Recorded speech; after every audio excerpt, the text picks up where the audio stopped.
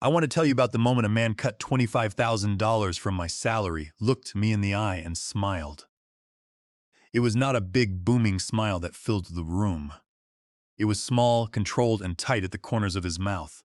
It was the kind of smile that said, "I have all the leverage here, and there is absolutely nothing you can do about it." His name was Julian Mercer.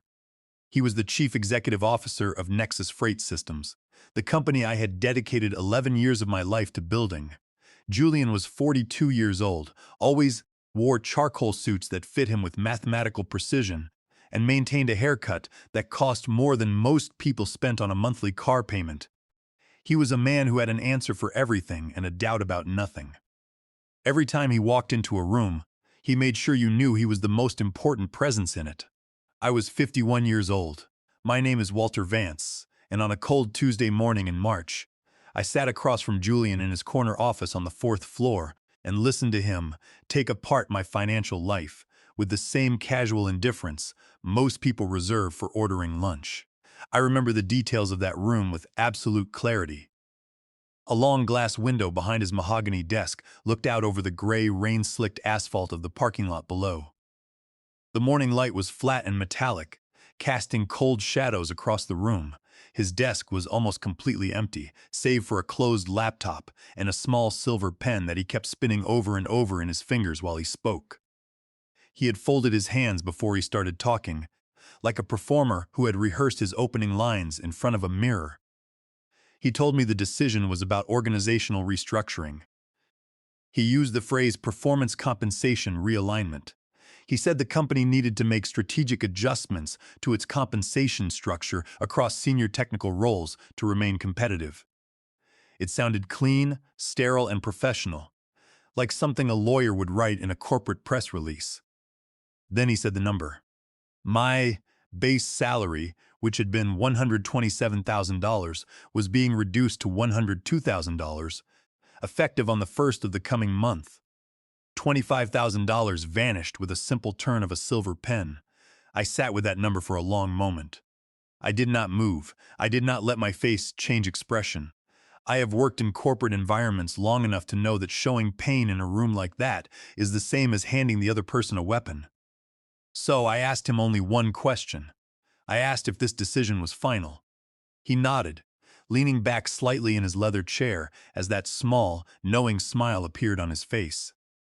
He said he hoped I would understand the bigger picture here, as if he were doing me a massive favor by explaining the shape of the financial hole he had just carved in my life. I nodded. I thanked him for his time. I stood up, buttoned my jacket, and walked out. I did not raise my voice. I did not argue. I did not ask for time to think, nor did I beg for reconsideration. I did not tell him what I really thought of his bigger picture or his corporate jargon. I walked out calmly, took the stairs instead of the elevator, and went back to my desk. But there was one detail that Julian Mercer did not know, could not have known, and would not find out until it was far too late to save himself. Inside the pocket of the wool jacket I was wearing that morning, folded twice, crisp and clean, was a signed offer letter from Vertex Logistics, the direct competitor of Nexus Freight Systems. That letter offered me a base salary of $158,000 per year. It included a performance bonus structure, equity participation, and full family health benefits. I had signed that letter 4 days earlier, on a Thursday night, sitting at my own kitchen table. So, while Julian Mercer sat in his 4th floor office, believing he had just shown me my place and saved his budget $25,000, the truth was already decided. The door was already open, and I had already walked through it. All that remained was the paperwork. He cut my salary and smiled, completely unaware that his power play was nothing more than the cleanest exit I could have ever hoped to find. I am not the kind of man who is easy to notice at first glance. I do not walk into rooms with the loud energy that Julian Mercer does. I do not lead with presence or carefully manufactured confidence. I lead with work. I always have. I grew up in a working-class family in the Midwest. My father worked in manufacturing for 30 years, and my mother kept our house and handled every dollar that came through our door like it was borrowed money. I learned early that the people who actually keep things running are almost never the people standing at the front of the room getting the applause. They are the ones in the back, working in the shadows, making sure the room does not fall apart. I spent my late 20s building deep technical skills in systems integration. The process of connecting one company's software to another company's software so that information moves cleanly between them sounds simple, but it is not. When it goes wrong, businesses lose data, lose money, and lose clients. When it goes right, nobody notices, which is exactly how it should be. I joined Nexus Freight Systems when I was 40. That was 11 years ago. Nexus builds and sells logistics integration software to mid-size freight and distribution companies. Our clients are businesses that move physical goods, trucking companies, warehouse operators, and regional distributors. These are not glamorous businesses, but they are real, and they run on real systems. When those systems break down, shipments get lost, and real money disappears. My job was to make sure that never happened. Over 11 years, I became the person who understood how every major client system connected to ours. I knew which clients were running older software that needed custom patches to stay compatible with our platform. I knew which clients had non-standard data formats that required manual workarounds we had built years ago and never formally documented. I was not just a senior employee. I was the institutional memory of the entire integration side of the business. Outside of my professional life, I had responsibilities that made that salaries matter enormously. My wife, Helen, had been working part-time for the past 2 years after a major health issue that required surgery and a long, exhausting recovery. She was doing better by the time Julian cut my salary, but we were not back to full financial speed yet. Our daughter Rachel was in her second year at a state university, and her tuition, room, and board were all coming directly from us. We also had a mortgage on a home we had bought 12 years ago, with 8 years left on the loan. When Julian cut my salary by $25,000, he was not moving a number on a spreadsheet. He was removing the safety margin we had built between our family and the edge. He did it with a smile, without knowing or caring what the number meant to the individuals who depended on that money. That is what I need you to understand about the stakes. This was not about pride. It was about a mortgage, a daughter's tuition, and a wife still rebuilding her strength. It was about what it costs a man when a company he has protected for over a decade decides he is worth less. To understand why Julian's salary cut landed the way it did, you have to understand what Nexus looked like before he arrived. The company was built by a man named Wallace Thornton. Wallace started Nexus in his late 30s out of a small office with 4 employees and 1 client. By the time I joined, he had grown it to around 200 people and a client list that included some of the most reliable freight operators in the country. Wallace was not flashy. He was direct, fair, and deeply practical. He trusted the people who had been with him long enough to prove themselves. He did not need you to use the right business jargon in meetings. He needed you to solve real problems and keep clients happy. Under Wallace, I had the freedom to do exactly that. But Wallace retired 3 years after I joined, selling his equity and stepping back gradually. His departure left a hole that the board filled with Julian Mercer. Julian came in with credentials that impressed the board immediately. He had a master's degree in business administration from a top university and experience at 2 software startups. He was young, articulate, and full of ideas about modernization and efficiency. Within 60 days of arriving, Julian made his priorities clear. He wanted a leaner organization and faster decision-making.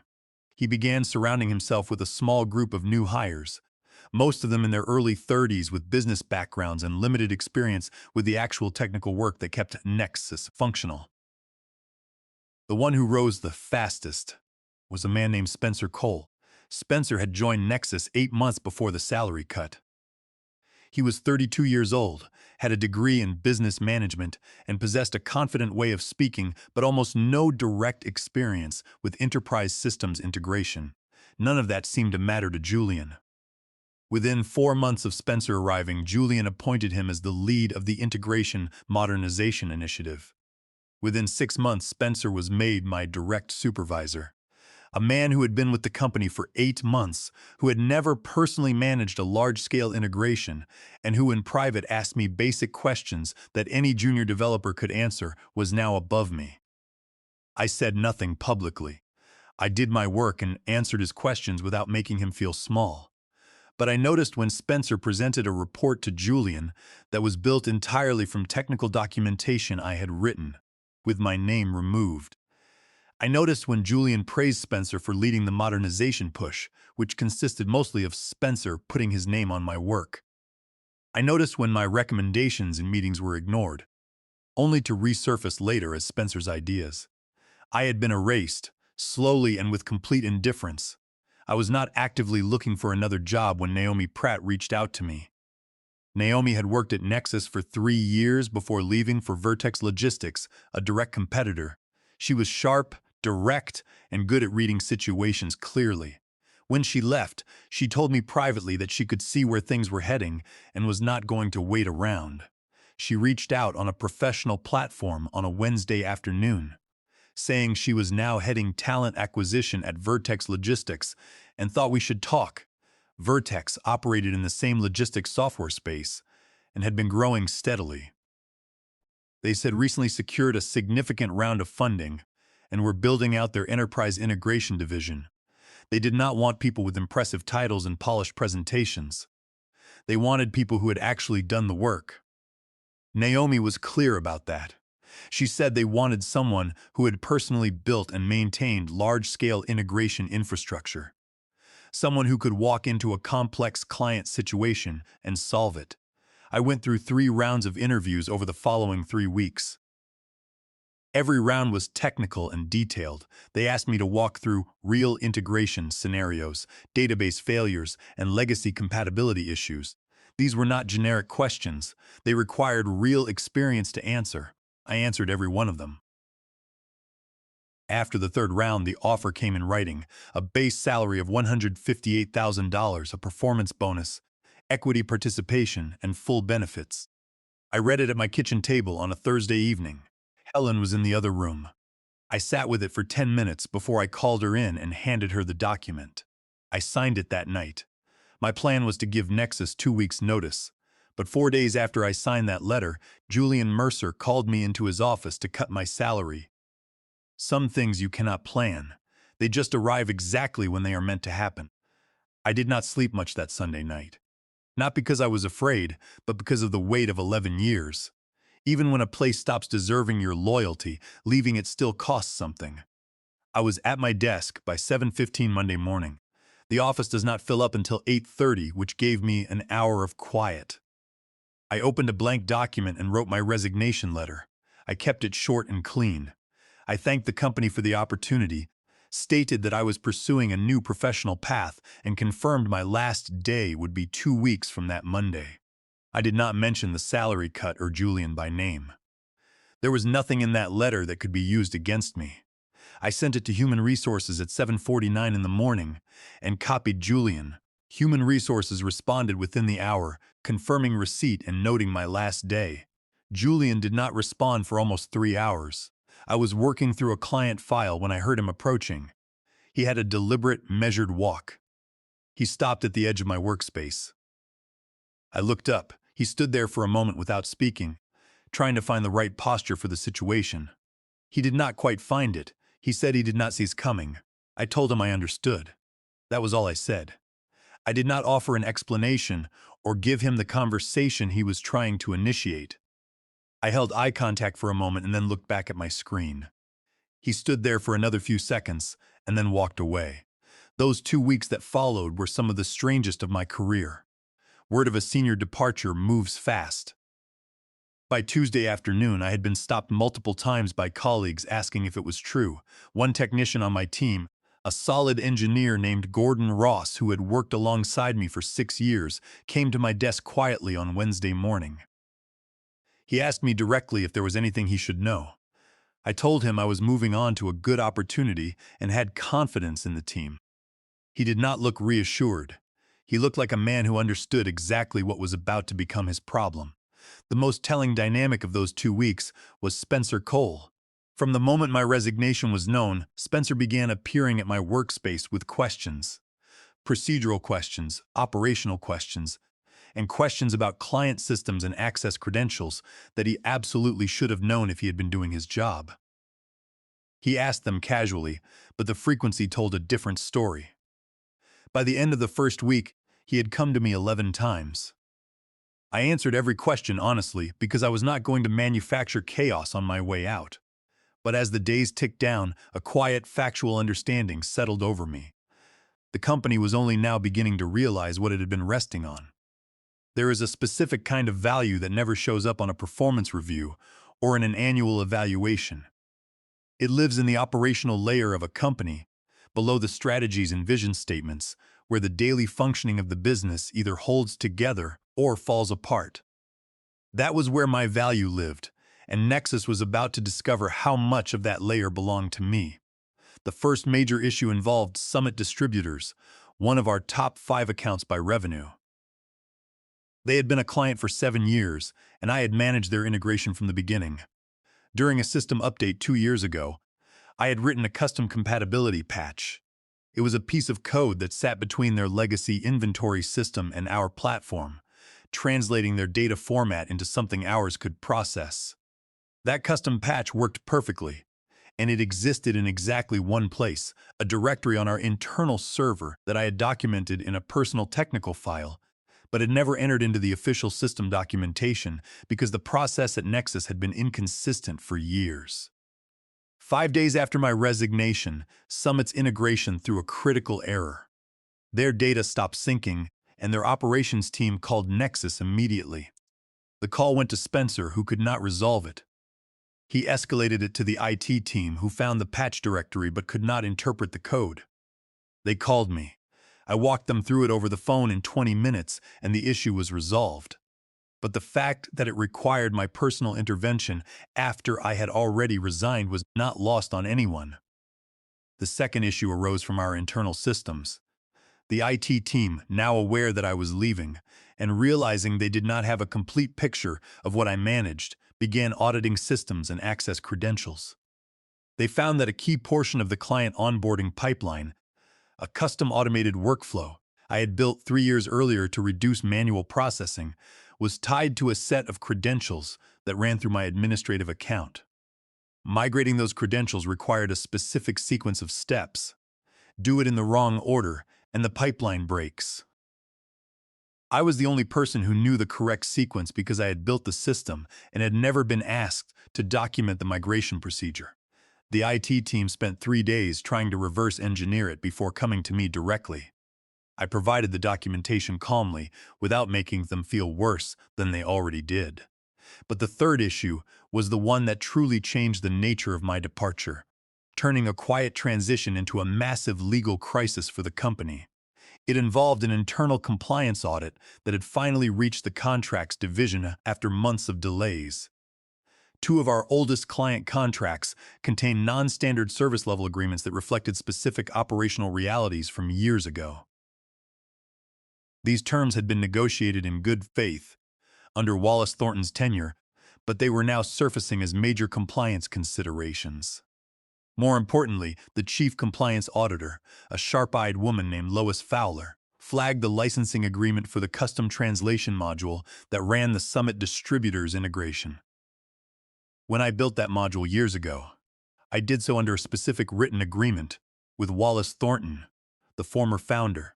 The agreement explicitly stated that the core algorithmic components of the translation module remained my personal intellectual property, registered under my private consulting entity, Ironclad Solutions LLC. Nexus was granted a revocable, non-exclusive license to use the module, a license that was contractually tied to my active, full-time employment at the company.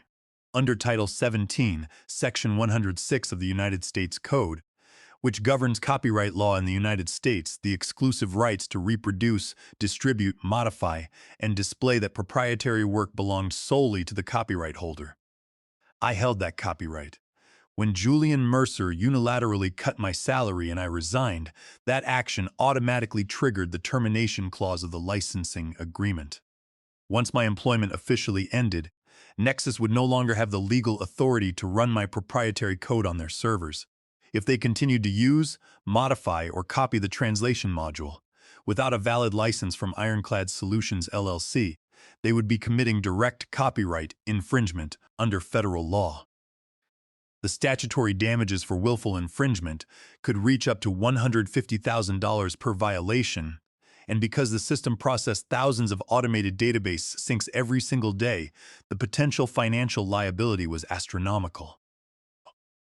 Loss Fowler immediately called an urgent meeting with Julian Mercer and the company's lead counsel. The company's lead counsel, a sharp corporate attorney named Giles Fletcher, confirmed that the law was clear and that Nexus had no legal claim to the software once I walked out the door. Fletcher pointed out that under the Federal Copyright Act, specifically Section 106, the copyright was registered under my company, Ironclad Solutions LLC, and Wallace Thornton's signature was on the original licensing rider. He told Julian in no uncertain terms that if Nexus continued to execute the database translation queries after my departure, it would constitute an active copyright infringement, and they would be vulnerable to an injunction that could shut down their servers immediately. It was during the second week of my notice period that Julian Mercer called me back into his office. The atmosphere was completely different. The condescending smile was gone, replaced by a tense, strained expression. His desk was no longer empty. It was littered with printouts of contract clauses, state registry records, and legal briefs. He did not spin his silver pen.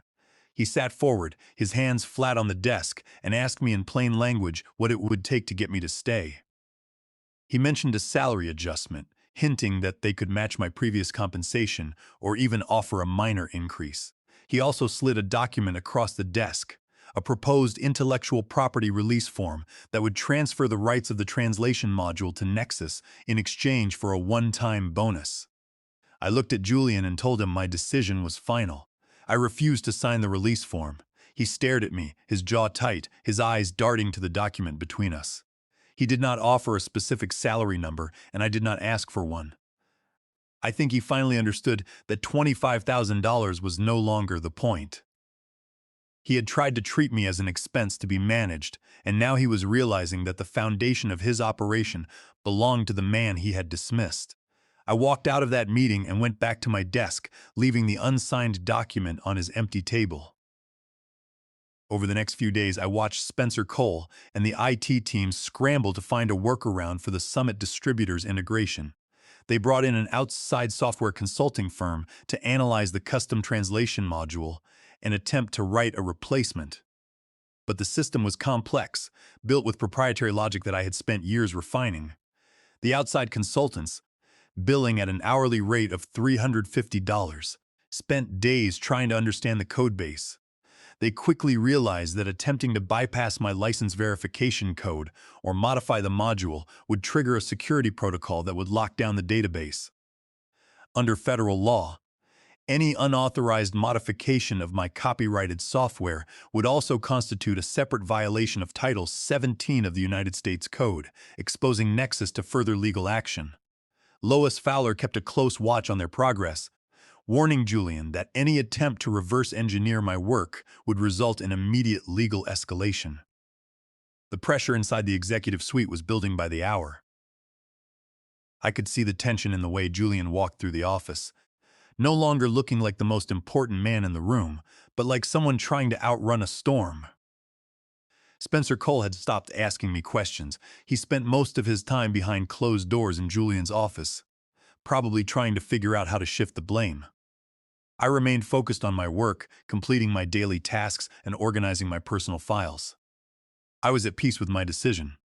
I had spent 11 years protecting this company, and now I was going to let it experience the reality of the choices its leadership had made. My last day was a quiet Friday in March. I arrived at my usual time, 7:15 in the morning, and made coffee in the break room. I spent the morning completing the detailed handoff document I had been building all week. I documented every general system, credential sequence, and workflow process I managed, saving it to the shared engineering drive.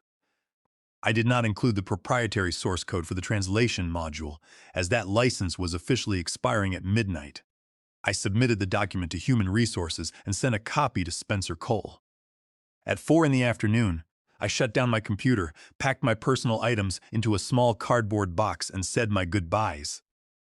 Gordon Ross walked me to the elevator, shaking my hand and wishing me luck.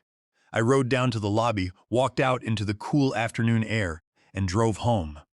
I sat in my driveway for 5 minutes before going inside, needing a moment to absorb the end of an 11-year chapter. When I walked through the door, Helen was waiting in the kitchen. I sat at the table and told her the entire story, including the details of the salary cut and the license agreement that I had kept from her to spare her the worry.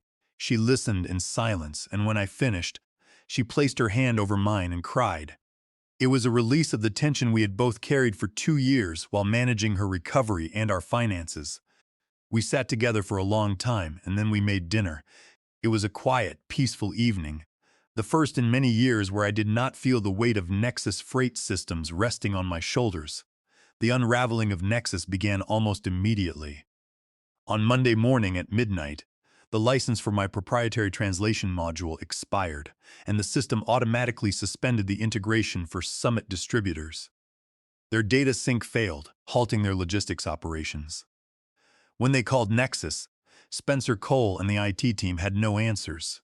Within 48 hours, Summit's director of operations contacted Julian Mercer directly, stating that their confidence in the relationship was shattered. They demanded that I be brought back immediately as an independent consultant to restore the system. If Nexus could not comply, Summit threatened to terminate their contract and file a lawsuit for operational damages. At the same time, the outside consulting firm was still struggling to build a replacement integration, billing Nexus thousands of dollars a day with no results.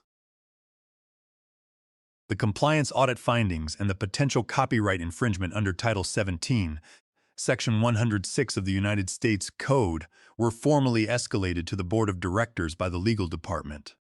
The board, realizing that Julian Mercer had exposed the company to massive legal liability and the loss of a major client over a $25,000 salary cut, acted swiftly. They convened an emergency board meeting on Thursday morning. The board members, including several institutional investors, were furious that Julian had put the company's largest account at risk. Wallace Thornton himself called in, stating that cutting the salary of a veteran integration expert who held the keys to the code base was the single most foolish executive decision he had witnessed in 30 years. He asked Julian point-blank if he had even reviewed the licensing agreement, or if he had simply assumed the intellectual property was free to take. Julian tried to shift the blame to Spencer Cole, claiming that Spencer was responsible for systems oversight. But the board saw through the deflection. They immediately terminated Julian Mercer's contract for gross negligence and breach of fiduciary duty. By Friday morning, Julian was escorted out of the building. Spencer Cole was stripped of his leadership role and reassigned to a minor administrative position before ultimately resigning in embarrassment. The outside contractor billed Nexus $75,000 for 2 weeks of useless work. Nexus was forced to pay Summit distributors a substantial settlement to avoid a lawsuit, and they had to hire an expensive enterprise software firm to completely rebuild the integration from scratch over 6 months. I did not receive a single call from anyone at Nexus, and I did not reach out to them. I had moved on. My new role at Vertex Logistics was everything I had hoped to find in a company. My base salary of $158,000 was secure, and my expertise was respected and utilized. I worked with a team of professional engineers who valued deep system knowledge over corporate buzzwords. Naomi Pratt and the senior leadership team at Vertex made sure that my onboarding was smooth and that my family's transition was fully supported. The performance bonuses and equity shares that were part of my agreement were already showing positive movement, providing a level of financial stability that we had not experienced in years. Helen's health continued to improve as the constant background worry of the financial ruin was lifted from our household, and Rachel was able to focus entirely on her university studies without the stress of whether her tuition checks would clear. I was no longer invisible. It has been 4 months since I walked out of Nexus Freight Systems. Looking back, I realized that Julian Mercer's condescending smile was the most useful gift he could have given me. It forced me to see my value clearly and to stop accepting the quiet erasure that many veteran workers experience. We often confuse loyalty with safety, believing that if we work hard and keep our heads down, the system will protect us. But invisible people are not protected, they are managed. The lesson I carry now is simple. When someone shows you what you are worth to them, believe them, and have the courage to walk away. I am Walter Vance, and I am no longer invisible.